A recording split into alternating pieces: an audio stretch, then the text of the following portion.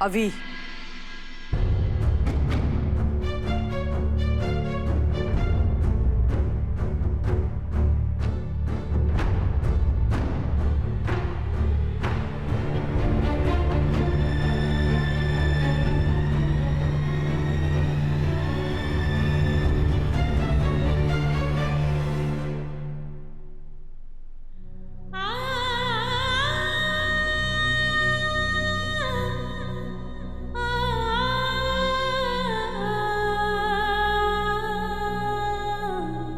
इतना सब कुछ अकेले सहा तुमने बेटा, हमसे कहा क्यों नहीं? हम बात को यहां तक पहुंचने ही नहीं देते। और अभी हमें पूरा भरोसा है कि तुम दिव्या के साथ कभी छल नहीं कर सकते। हमें अपने खून पर, अपनी परवरिश पर, अपने संस्कार पर, अपने दोनों बेटों पर पूरा भरोसा है। कैसे बताता हूँ मासा, इतने दिनों से बस इसी डर में मरे जा रहा था कि अगर आपको पता चलेगा तो आपको कैसा लगेगा, पर आपने अपने सीने से लगा के सब कुछ इतना आसान कर दिया। Thank you. माँ तो बच्चों की हर मुश्किल आसान करने के लिए ही होती है बेटा। बस कभी कभी बच्चे ही माँ को सब कुछ बताने में देर कर देते हैं।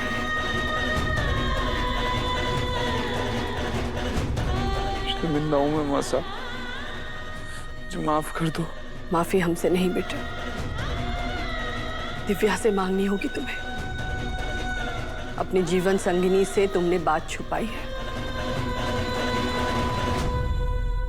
अपने आप से ज्यादा मैं आप पे भरोसा करती हूँ अविनाश जी। एक बार आप पे शक करने की गलती की थी मैंने, लेकिन तभी अपने आप से वादा भी किया था कि दोबारा ये गलती फिर कभी नहीं करूंगी मैं। लेकिन आज मुझे दुख हुआ, पर इस बात के लिए कि आपको मेरे ऊपर भरोसा नहीं है। मैं हर वक्त तो आपके साथ थी अविनाश जी, सामने थी। आप मुझसे इतना सब कुछ छुपा रहे थे, क्यों? मैं डर गया था दिव्या जी, मैं बहुत डर गया था कि आपको कुछ हो ना जाए, आप मुझे छोड़ के ना चली जाए। इसी वजह से मैं आपके सामने रह के भी आपको कुछ बोल नहीं पाया। प्लीज मुझे माफ कर दो।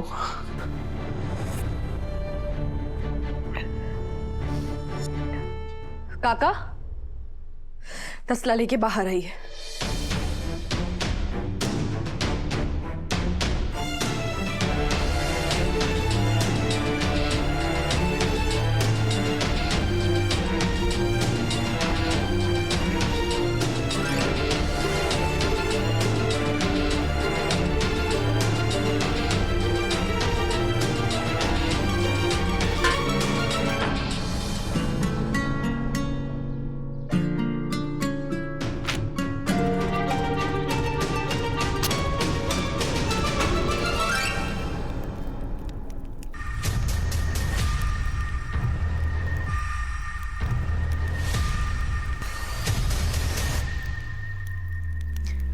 ये देखिए अविनाश जी, सारा झूठ आग में जल के राख हो गया।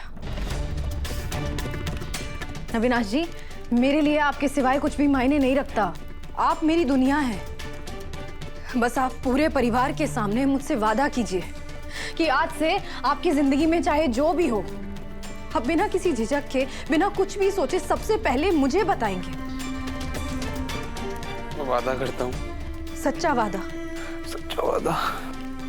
बस फिर क्या, ऐसी 100 करिश्मा या स्वीटू भी आ जाए ना, तब भी हमारा कुछ नहीं बिगाड़ पाएंगी। हमारे प्यार और भरोसे का दरिया ऐसी 100 मुसीबतों को बहा ले जाएगा, याद रखिएगा।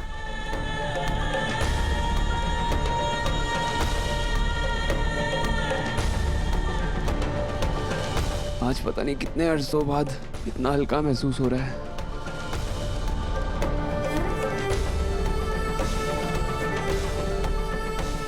माँ साहब, दिव्या जी, मैं इतने दिनों से इसी डर में जी रहा था कि सच सामने आने के बाद पता नहीं आप लोग कैसे रिएक्ट करेंगे। आप लोगों ने मेरी सिचुएशन को समझा, उसके लिए थैंक यू। थैंक यू माँ साहब। बेटा, अगर थैंक यू ही कहना है तो इस घर की बड़ी बहू को कहो। आज उसी की वजह से हमारे छोटे बेटे की जिंदगी फिर से संवर गई। और मैं यकीन के साथ कह सकता हूं कि जब तक हमारे घर की बड़ी बहू यहां है, इस घर पर और इस घर के परिवार के सदस्यों पर किसी भी प्रकार की कोई आंच नहीं आएगी।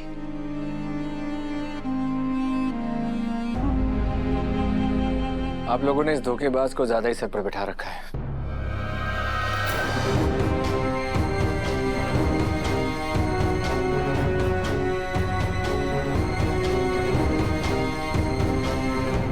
बसु बेटा, तुम रसोई में जाओ और कुछ मीठा बना लाओ। अरे भाई, आज तो मुंह मीठा करना बनता है, क्यों? जी। आओ। हाय मारा राम जी, कहीं इसे चार्ज न करने की वजह से इसकी शक्तियां छीन ना जावे। अभी इसे चार्ज करूं।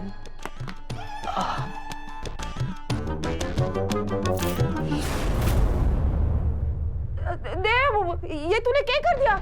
हमारे करामती ताबीज का सत्यानाश कर दिया तूने। अब चार्जिंग में लगाने कैसे लगा पाऊंगी मैं? पाकिस्तान ये आम ताबीज नहीं है। अरे हमारे को भी पता है देव, लेकिन ऑनलाइन बाबा ने हमारे से कहा था अगर ये हमारे गले से उतर गया ना तो फिर मैं मर जाऊंगी देव। अब करामती बाबा की कृपा हमारे पर कैसे बरसेगी? हमारा जीवन स्वर्ग जैसा कैसा बनावेंगे वो? अरे दे ना हमारे को, दे ना हमारे को। काकिसा, इस ताबीज में कैमरा है, इसलिए आपको बार बार चार्ज करना पड़ रहा है इसको। समझो बात को। देव,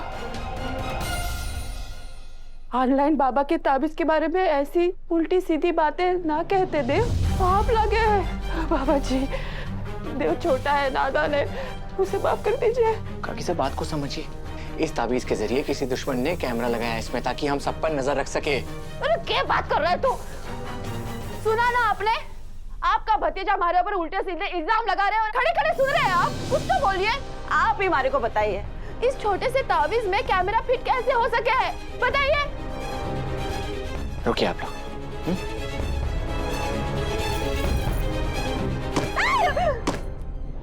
अरे देव, देव ये क्या कर रहा है? देव, देव, आय मेरा राम जी। ये देखिए ध्यान से।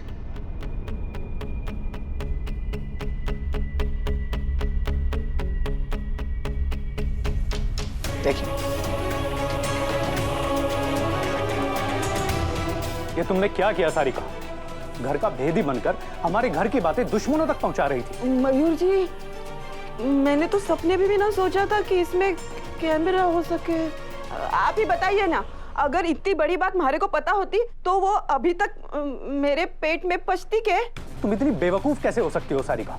इसलिए कहता हूँ इन बाबाओं के चक्कर में मत पड़ो, पर नहीं, तुम्हें तो अपनी मनमानी करनी होती है। काकिसा प्लीज सर, काकिसा को मत डांटिए। इसमें इनकी कोई गलती नहीं है, किसी ने इनके भोलेपन का फायदा उठाया है। लेकिन अब हमें सावधान रहना होगा, समझे? ऐसे किसी ऑनलाइन बाबा के धोखे में, फ्रॉड में मत फंसिए प्लीज। हमारे को माफ कर दीजिए। आगे से किसी भी ढोंगी बाबा या फिर जादुई ताबीज वाबिज के चक्कर में ना पड़ूंगी। अच्छा ठीक है। पर देव, वो दुश्मन कौन हो सके है?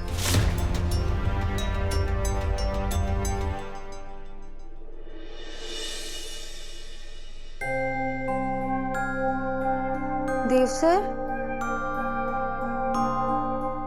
कमरे में ही आए थे, चले कहाँ गए?